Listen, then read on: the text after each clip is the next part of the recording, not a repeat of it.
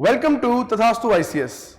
My name is Rishi Kodwani and today we are going to discuss about the topic of international relations जिसका नाम है Maritime Security of India और हम ये भी समझेंगे कि इंडो पैसिफिक रीजन की क्या इंपॉर्टेंस है इंडिया के लिए। तो बिना किसी टाइम वेस्ट किए let us begin with our today's discussion. सबसे पहले हम ये समझ लेते हैं कि इंडो पैसिफिक होता क्या है। इंडो पैसिफिक रीजन या इंडियन ओशन की जो रेलेवेंस है वो हमें तब समझ में आती है जब हम उसको जियोग्राफिकली अगर हम उसको मैप पे देखें तो ये पूरा का पूरा पैसिफिक ओशन और ये इंडिया के पास इंडियन ओशन, ये पूरा का पूरा रीजन को टुगेदर हमने इंडो पैसिफिक का नाम दिया है।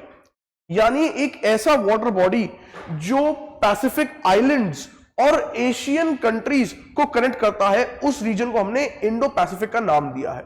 अब क्या इतनी जरूरत है इस इंडो पैसिफिक की बात करने की? ऐसा क्यों है ऐसी चीजें, या फिर क्या ऐसा मुमकिन है कि आगे जाके इंडिया की रेलेवेंस इतनी बढ़ जाए कि बिना इंडिया और इंडियन ओशन के बगैर बात किए दुनिया में कोई डिसीजन ना लिया जा सके? क्या यह मुमकिन है कि दुनिया में western countries like USA, like Europe, like south America, ये सारी कंट्रीज तभी कोई डिसीजन लेंगे जब तक वो इंडिया और इंडो पैसिफिक रीजन को अपने डिसीजन मेकिंग का सेंटर पॉइंट ना बना दे? तो ऐसे कुछ सवालों का जवाब हम आज अपने डिस्कशन में देखेंगे।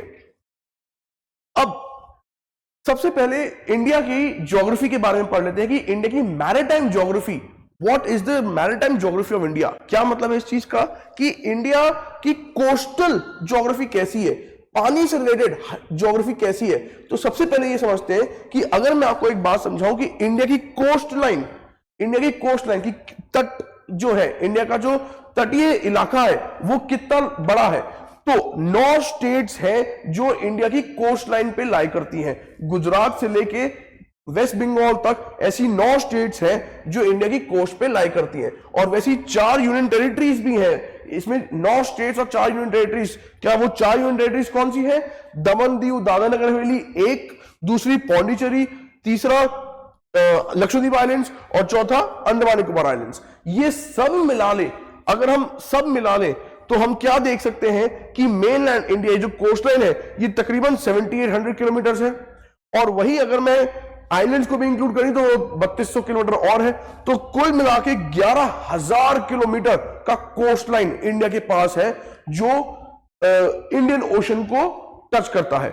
यानी इतना सारा लैंड मास जो है वो इंडिया का डायरेक्टली इंडियन ओशन को टच करता है और इंडियन ओशन में जितने भी रिसोर्सेज हैं इंडिया उसको डायरेक्टली एक्सेस कर सकता है। अब सवाल ये उठता है कि ये जो इतना बड़ा कोस्ट लाइन है इसको इंडिया यूज कैसे करता है? So it is used because इसमें नंबर ऑफ पोर्ट्स हमारे पास, जैसे मुंबई में पोर्ट है, हमारे पास कोलकाता में पोर्ट है, हमारे पास चेन्नई में पोर्ट है, हमारे पास केरला में विंजिंगम पोर्ट है, हमारे पास गुजरात में कांडला पोर्ट है। तो इतने सारे पोर्ट्स हैं which can handle some 1400 million tons of cargo every year. तो हमारी ट्रेड करने की जो पॉसिबिलिटी है, हमारी ट्रेड करने का जो पोटेंशियल है, जो हमारी ट्रेड करने की क्षमता है, वो तभी पॉसिबल है if we are able to handle 1400 million tons of cargo every year.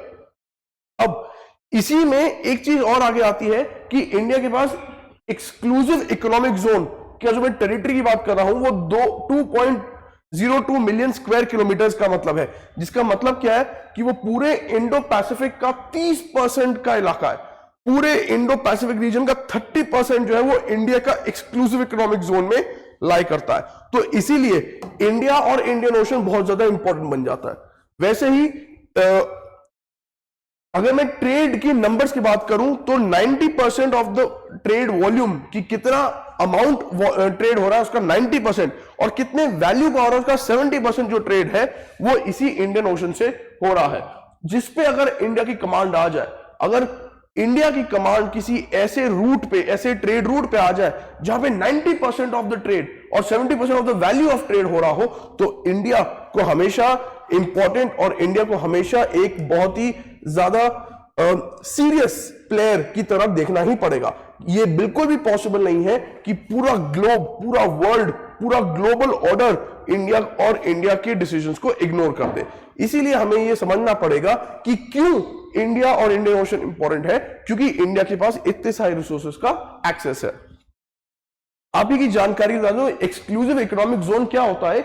Exclusive economic zone एक ऐसी चीज होती है जो कोस्ट से 200 नॉटिकल माइल आगे तक इंडिया का, या किसी भी कोस्ट से 200 नॉटिकल माइल आगे तक जितना भी पानी का इलाका है, वो सारा टेरिटोरी, वो सारा मैरिटाइम टेरिटरी जो है वो उस कंट्री का कहलाएगा।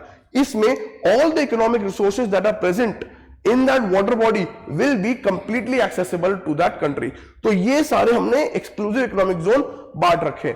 अब सवाल आपसे ये आता है, आप मेरे को कमेंट सेक्शन में बताएंगे कि वो कौन सा, which is the organization which is responsible for demarcating exclusive economic zone।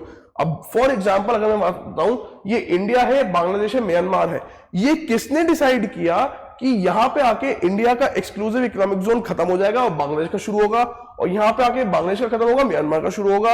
और यहां पे एक ट्राई जंक्शन है जो आप देख सकते हैं, यहां पे एक ट्राई जंक्शन है जो आप देख सकते हैं, जो ये बताता है कि इंडिया, बांग्लादेश और म्यांमार तीनों का एक्सक्लूसिव इकोनॉमिक जोन एक साथ लाई करता है। ये which global organization is responsible, which global organization is responsible, ये आप मेरे को कमेंट सेक्शन में प्लीज कमेंट करके बताएंगे। अब इस एक्सक्लूसिव इकोनॉमिक जोन की बात इसलिए जरूरी है क्योंकि यहीं पे बहुत सारे रिसोर्सेज मिलते हैं, यहीं पे हमें फिशेस भी मिलती हैं, यहीं पे हमें नेचुरल गैस भी मिलता है, यहीं पे हमें ऑयल रिजर्व्स भी मिलते हैं, यहीं पे हमारी फिशिंग कम्युनिटी को टूरिज्म करने हमारी टूरिज्म कम्युनिटी भी फ्लरिश करती है। तो बहुत सारे ऐसे इकोनॉमिक रिसोर्सेज हैं जो इंडिया की जीडीपी में कंट्रीब्यूट करते हैं।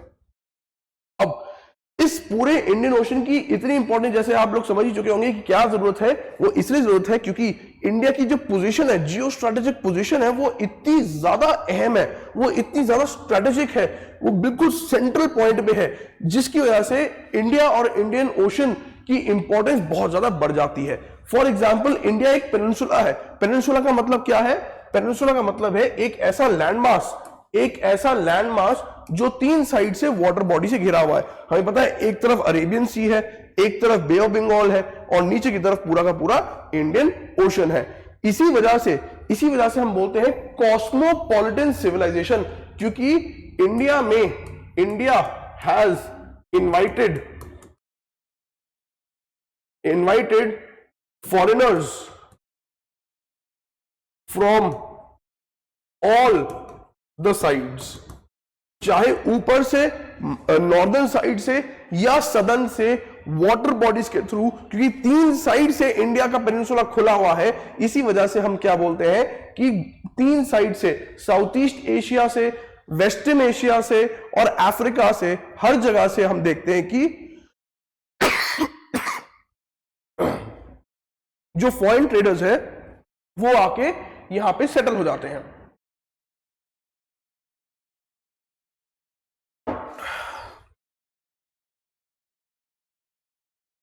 अब अगर एक एक करके मैं यहां पे आपको समझाने की कोशिश करूं कि स्पेसिफिकली किस डोमेन में, किस स्फेयर में इंडिया के लिए इंडो पैसिफिक कैसे इंपॉर्टेंट है, तो उसके लिए सबसे पहले हम स्टार्ट करते हैं इकोनॉमिक इंपॉर्टेंस। इकोनॉमिक इंपॉर्टेंस की अगर मैं बात करूं कि अगर मैं आपको वैल्यू लाके दूं कि कितनी वैल्यूज है, तो यहां पे हम समझ सकते हैं कि इंडिया का 51% जो ऑयल रिजर्व्स है और 66% जो नेचुरल गैस रिजर्व्स है वो हमें सीधा इंडियन ओशन से मिल जाएगा, हमें बाहर से इंपोर्ट करने की जरूरत नहीं पड़ेगी। सिमिलरली 95% ऑफ इंडिया का इंटरनेशनल ट्रेड कहां से हो रहा है? वो पानी से हो रहा है। 70% of the value of trade कहां से हो रहा है? वो इंडियन ओशन से हो रहा है। तो यहां पे हमारे पास कुछ शिपिंग रूट्स हैं जहां से शिप्स चलती हैं। अब वो रूट फिक्स्ड है, कम से कम शॉर्टेस्ट रूट, कम से कम तेल लगाने के लिए शॉर्टेस्ट रूट पहुंचने के लिए वो शिपिंग रूट फिक्स्ड है।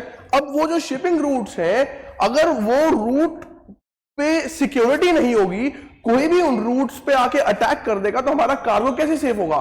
क्योंकि हमारा 95% जो कार्गो है, ट्रेड है, वो पानी के थ्रू हो रहा है, तो we have to ensure that our water bodies, that are shipping routes are safe enough so that we can carry out our cargo trade. India is also the world's fourth largest producer of fish. कैसे India is also the fourth largest producer of fish? Because India has the access to Indian Ocean where the maximum number of fish and biodiversity also exists. तो India के लिए economic importance बहुत ज्यादा है. अब अगर मैं आपको ये एक और चीज मैं आपके लिए लेके आया हूं कि कैसे हम ये बोल सकते हैं दैट इंडियन ओशन कि अगर मैं स्टैटिस्टिकली मैं डिफाइन करने की कोशिश करूं कि it is responsible for 11% of world GDP, it is housing 35% of the global population, 13% of world trade, 23 of the world top 100 ports are in Indian ocean, 28% of global fish capture, 20% of world total water, वैसे ही 28% of global gas reserves, 36% of global iron production. ये सब यहां पे Indian ocean पे दिखाई देता है. तो इसीलिए हम इन सारे एस्पेक्ट्स को बिल्कुल भी इग्नोर नहीं कर सकते.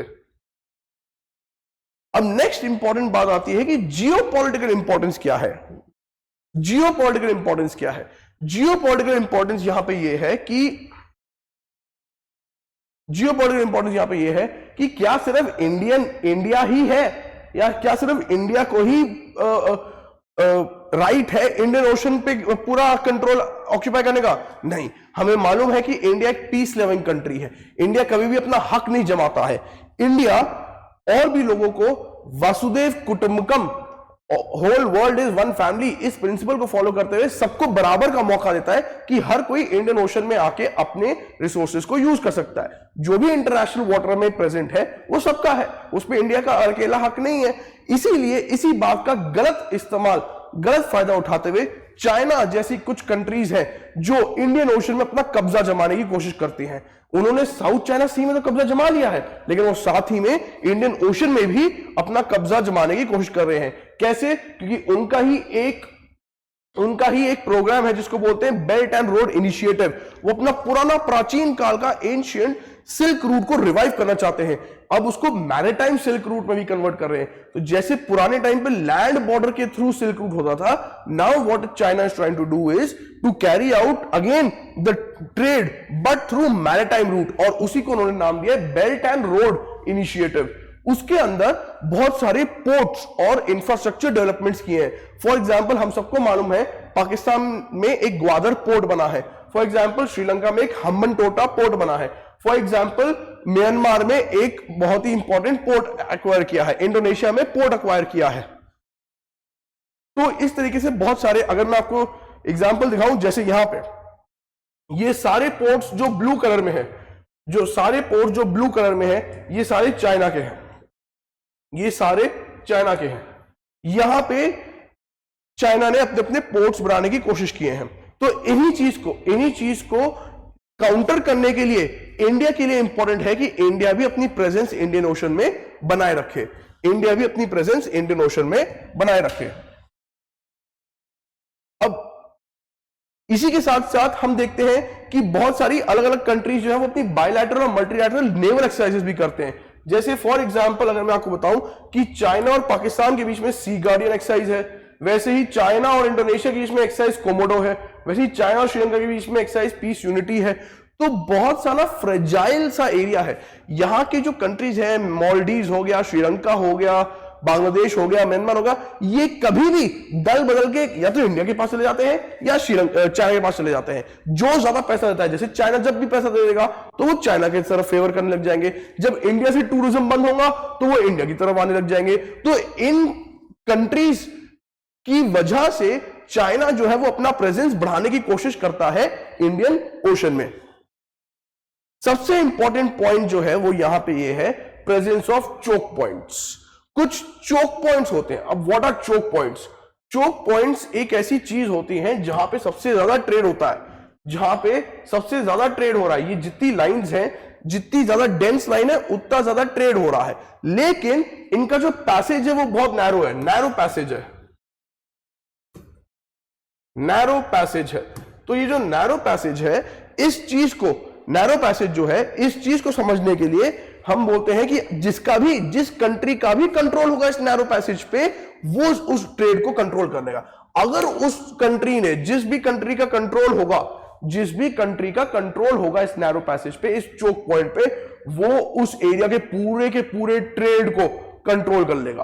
और अगर वो उस पूरे के पूरे ट्रेड को कंट्रोल कर लेगा तो आगे आने वाले सारे ट्रेड की जिम्मेदारी किसकी होगी? उसी कंट्री होगी। उस कंट्री को नाखुश किए बगैर, उस कंट्री को खुश किए बगैर कभी भी पूरी की पूरी वर्ल्ड जो है वो ट्रेड नहीं कर पाएगी। तो आइडिया क्या है? चोक पॉइंट्स इसलिए इंपॉर्टेंट होते हैं क्योंकि किसी कंट्री ने अगर चोक पॉइंट्स को ब्लॉक कर दिया तो पूरा का पूरा ग्लोबल ट्रेड जो है वो डिस्टर्ब हो जाएगा। तो ऐसे बहुत सारे हमारे पास चोक पॉइंट्स है। For example straight of Hormuz कहां है? ईरान और यूएई के बीच में। वैसे ही स्ट्रेट ऑफ मलक्का कहां है? मलेशिया और इंडोनेशिया के बीच में। सिमिलरली बाबे मंदब कहां है? बाबे मंदब है यमन और इथोपिया के बीच में, ठीक है। सिमिलरली मोजाम्बिक चैनल कहां है? मोजाम्बिक चैनल है मेडागास्कर और तंजानिया के बीच में या साउथ अफ्रीका के बीच में। तो इस तरीके के कुछ चोक पॉइंट्स जो हैं वो इंपॉर्टेंट हो जाते हैं, जिनके थ्रू अगर किसी का कंट्रोल हुआ तो पूरे ट्रेड को डिस्टर्ब कर देगा, जो इंडिया भी अफोर्ड नहीं कर सकता, क्योंकि इंडिया का हमने देखा 90% of the volume of trade जो है वो सी से ही आता है। और इसी के साथ साथ इंडिया के लिए हिस्टोरिकल इंपॉर्टेंस भी है। हिस्टोरिकल इंपॉर्टेंस का मतलब क्या है? यहां पे हिस्टोरिकल इंपॉर्टेंस का मतलब है क्योंकि शुरू से जैसे हमने बताया कि चोला एम्पायर और मराठा एम्पायर, ऐसे बड़े बड़े एम्पायर्स और डायनेस्टीज ने अपनी नेवी स्टैब्लिश करी थी, जिसकी वजह से हमने क्या देखा कि इंडिया जो है वो कल्चरली बहुत रिच रहा है। इंडिया ने बहुत सारे अलग अलग कल्चर्स को अपने अंदर एक्सेप्ट भी किया है और अपना कल्चर भी बाहर की कंट्रीज में दिया है। तो हम देख सकते हैं कि 250 बीसी से लेकर 250 एडी के बीच में ये एंशियंट मैरीटाइम ट्रेड रूट है, जहां से इंडिया से सामान आता भी है और इंडिया से सामान बाहर भी जा रहा है। तो उस वजह से अफ्रीका भी और साउथ ईस्ट एशिया भी और वेस्ट एशिया भी, हर जगह इंडिया का ट्रेड चल रहा है। और जिसकी वजह से इंडिया का कल्चर जो है वो कंबोडिया, इंडोनेशिया, मलेशिया, मॉरिशस ऐसी कंट्रीज में देखने को मिलता है। इसीलिए इंडियन ओशन पे जो कंट्रोल है वो थोड़ा सा इंपॉर्टेंट भी हो जाता है। अब सबसे इंपॉर्टेंट पॉइंट हमारी आज की डिस्कशन का वो ये है कि शुरू में जो नाम रखा गया था इस रीजन का, वो था एशिया पैसिफिक। अब उसका नाम चेंज कर दिया गया है इंडो पैसिफिक। तो क्या इसकी कोई इंपॉर्टेंस है? Is it very significant that we should be changing name from Asia Pacific to Indo Pacific? जी हां, ये बहुत इंपॉर्टेंट है। सबसे पहली बात जो आपको यहां समझनी है वो ये समझनी है कि सबसे पहले एंशियंट टाइम्स में या मिडिवल टाइम्स में जो ट्रेड होता था वो होता था यूरो अटलांटिक,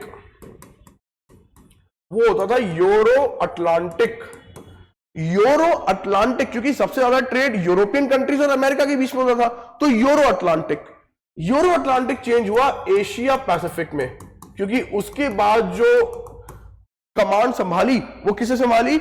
इंडिया और चाइना ने संभाली या जापान ने संभाली, तो एशिया नाम लिया गया। अब वो कमांड फिर से चेंज हो गई है और अब वो कमांड आ गई है इंडिया के पास।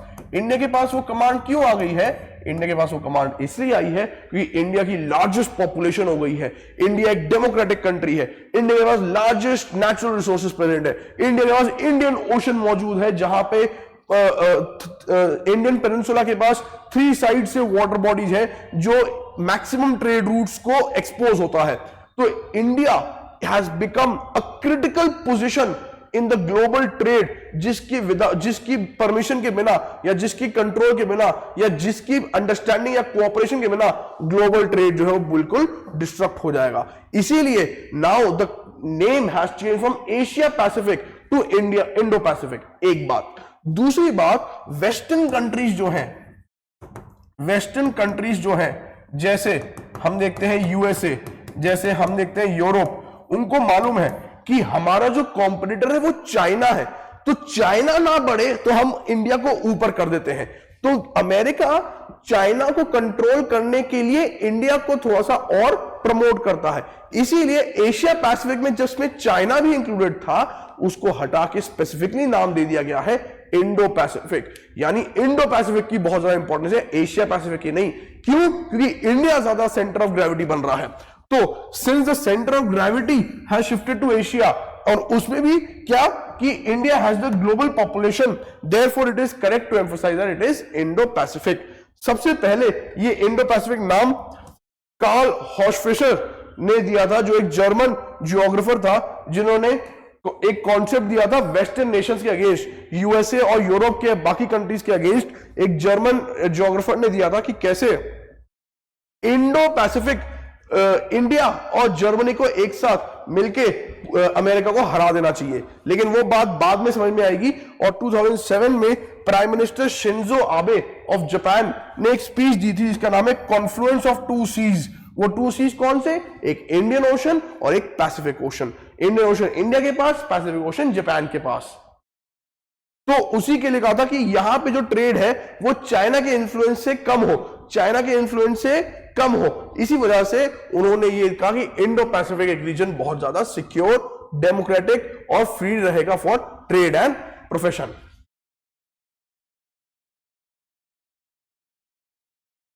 अब हमारा आखिरी चीज कि इंडिया ने क्या क्या कदम उठाए हैं इस इंडो पैसिफिक को सिक्योर रखने के लिए। इंडिया क्यों इंपॉर्टेंट है इंडो पैसिफिक के लिए? इंडिया इसलिए इंपॉर्टेंट है क्योंकि इंडिया ने ये सोच के कदम उठाया है, एंड प्राइम मिनिस्टर ने 2015 में एक नई पॉलिसी लेके आए हैं जिसका नाम है सागर इनिशिएटिव, जिसका फुल फॉर्म है security and growth for all in the region. यानी जितने भी इंडियन ओशन रीजन में स्टेट्स हैं, यानी कंट्रीज हैं, यहां पे स्टेट्स का मतलब कंट्रीज हैं, तो जितने भी इंडियन ओशन रीजन में कंट्रीज हैं उन सबका एक साथ कोऑपरेशन लेके और उन सबके मैरिटाइम इंटरेस्ट को सेफगार्ड करने का ही जो इनिशिएटिव है वो लिखा गया है सागर में। उसी को एक्सपैंड किया गया है 2025 में। जी हां, इसी साल 10 साल बाद सागर को महासागर में कन्वर्ट किया गया है। और महासागर इनिशिएटिव में हम बोल रहे हैं कि इंडिया का इन्फ्लुएंस अब मल्टी डायमेंशनल हो गया है। पहले सिर्फ मैरिटाइम इंटरेस्ट में था, अब उसको मल्टी डायमेंशनल कर दिया गया है। उसका फुल फॉर्म क्या है? Mutual and holistic advancement for security and growth of all in the region. यानी म्यूचुअल एंड होलिस्टिक यानी कॉम्प्रिहेंसिव। क्या है महासागर का थीम? महासागर का थीम है ये कि हमारे जो शिपिंग रूट है वो एनवायरमेंटली लेस इंपैक्टफुल होने चाहिए, हमें सबका ग्रोथ करने की जरूरत है, हमें सस्टेनेबल फिशरीज करने की जरूरत है, हमें नए जॉब्स बनाने की जरूरत है, हमें अपने मरीन लाइफ और एनवायरमेंट को प्रोटेक्ट करने की जरूरत है, हमें अपने आइलैंड्स को प्रोटेक्ट करने की जरूरत है, हमें क्लाइमेट चेंज से भागना है, हमें इलीगल फिशिंग रोकनी है, हमने मरीन पोल्यूशन कम करना है, हमने जो शिपिंग इंडस्ट्री है उसको रिन्यूएबल सोर्सेज से चलाना है। तो ये सारे महासागर की थ्योरीज है जो इसी के साथ साथ इसमें पायरेसी, एंटी पायरेसी और एंटी स्मगलिंग एक्टिविटीज भी रोकनी है। एंटी पायरेसी और एंटी स्मगलिंग एक्टिविटीज भी हमने इंडियन ओशन में रोकनी है। तो ये सारे महासागर के इनिशिएटिव्स हैं जो हमें थोड़े बहुत पता होने चाहिए।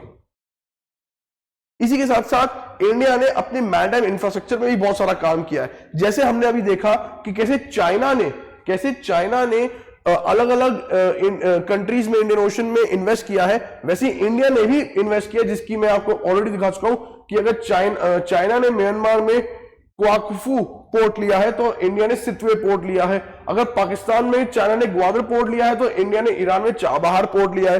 अगर चाइना ने श्रीलंका में हम्बनटोटा पोर्ट लिया है तो इंडिया ने श्रीलंका में त्रिकोणमली पोर्ट लिया है। सिमिलरली अगर मालदीव्स में चाइना ने पैसे भेजे हैं तो इंडिया ने माले कनेक्टिविटी प्रोजेक्ट भी इंट्रोड्यूस किया है। तो चाइना को काउंटर करने के लिए कॉन्स्टेंटली इंडिया भी इंफ्रास्ट्रक्चर डेवलपमेंट कर रहा है। इसी के साथ साथ हमने मैरिटाइम पार्टनरशिप्स भी इंक्रीज करनी शुरू की है। हम बायलैटरल और मल्टीलैटरल नेवल एक्सरसाइज भी करते हैं, जैसे मालाबार एक्सरसाइज, जिसमें इंडिया, यूएसए, जापान और ऑस्ट्रेलिया सब लोग मिलके जो है वो अपनी नेवल एक्सरसाइज करते हैं। आपने नाम सुना ही होगा क्वाड। क्वाड इसी चीज के लिए बना था, क्वाड्रिलैटरल सिक्योरिटी डायलॉग इसी चीज के लिए बना था कि चाइना का प्रेजेंस इंडियन ओशन में हम काउंटर कर पाए। फिर एक्सरसाइज मिलान, जिसमें 40+ नेवीज अक्रॉस द वर्ल्ड जो है वो इंडिया में आके पार्टिसिपेट करती हैं। ठीक, यहां पे एक और एग्जांपल है कि इंडिया ने इंडोनेशिया में सबांग पोर्ट लिया है चाइना को काउंटर करने के लिए। और लास्ट में हम ये देखते हैं कि कैसे जो इंडिया ने सिक्योरिटी के लिए क्या क्या किया है। इंडिया ने सिक्योरिटी के लिए एक information fusion centre Indian ocean region में हेडक्वार्टर बनाया है। इंडिया एक हेडक्वार्टर है, सारी जगह से इंडियन ओशन में जितनी भी इंफॉर्मेशन इंटेलिजेंस आती है वो इंडिया में आके कलेक्ट होती है और इंडिया उसको एनालाइज करके आगे भेजता है। यहां पे अलग अलग सेंटर से इंडिया के पास इंफॉर्मेशन आती है। हम देख सकते हैं कि हमारे पास इंडिया का हेडक्वार्टर है, हमारे पास मालदीव से भी आती है, हमारे पास मेडागास्कर से आती है, हमारे पास इंडोनेशिया से आती है, हमारे पास मलेशिया से आती है, ऐसी बहुत सारी जगहों से आती है, इंडिया में आके कलेक्ट होती है। इंडिया एक हेडक्वार्टर है और इंडिया से ही डिसाइड होता है कि क्या यहां पे जो भी इंटेलिजेंस है वहां पे पायरेसी पॉसिबल है, वहां पे स्मगलिंग पॉसिबल है, वहां पे कोई एक्स्ट्रा फॉरेन कंट्री की नेवी मौजूद है या नहीं। ये सारी चीजें इंडिया एनालाइज करके पूरी अपनी इंडियन ओशन की कंट्रीज के साथ शेयर करता है। वैसे ही मिशन मौसम के तहत, मिशन मौसम भी 2024 में लॉन्च हुआ है।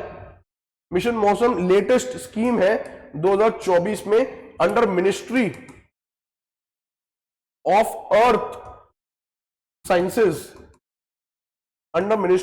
साइंसेज, जिसके तहत 2000 करोड़ रुपए दिए गए हैं। और किस चीज के लिए? ताकि हम नेक्स्ट जनरेशन रडार्स और सैटेलाइट सिस्टम्स लगा सकें, सेंसर्स लगा सकें फॉर एडवांस्ड सर्वेलेंस। चाहे हमारा क्लाइमेट चेंज हो रहा हो या हमें किसी और कंट्री में सर्वेलेंस रखना हो, इस चीज के लिए एडवांस रडार्स और सैटेलाइट्स हम अलग अलग कंट्रीज में जाके डिप्लॉय करेंगे। और ये इंडिया का इनिशिएटिव है, वो दूसरी कंट्री से पैसा नहीं मांगा, इंडिया ही वो पैसा खर्च के दूसरी कंट्री में रडार्स और सैटेलाइट लगवाएगा ताकि इंडिया की सर्वेलेंस कैपेसिटी और ज्यादा इंक्रीज हो जाए और इंडियन ओशन जो रीजन है वो और ज्यादा सेफ और डेमोक्रेटिक हो जाए। ठीक, फाइनली मैं इस सेशन में आपसे आपको ये बता के एंड करना चाहूंगा कि पूरी वर्ल्ड में एकमात्र इंडिया ही ऐसा कंट्री है जिसके नाम पे इंडियन ओशन दिया गया है।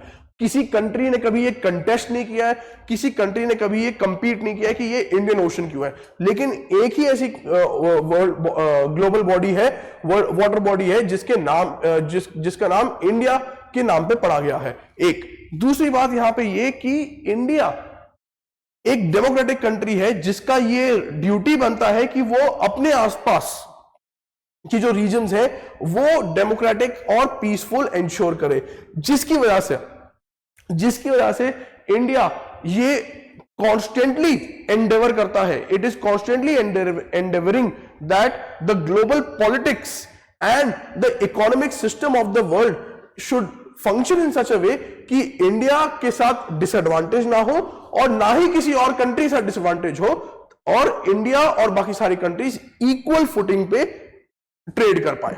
इसी की वजह से हमने लिखा है कि the Indian ocean is central to the evolving Indo Pacific region, shaping how goods and resources should move, influencing who holds the power within Asia and globally. किसी एक कंट्री के पास पावर नहीं होनी चाहिए, it should be decentralised, it should be distributed, it should be democratic. इसी के साथ ये आई होप आपको ये सेशन अच्छा लगा हो, और भी ऐसी कुछ दिलचस्प वीडियोस को समझने के लिए, की जानकारी के लिए हमारे साथ जुड़े रहिए तथास्तु ICS में। Till then all the very best, thank you.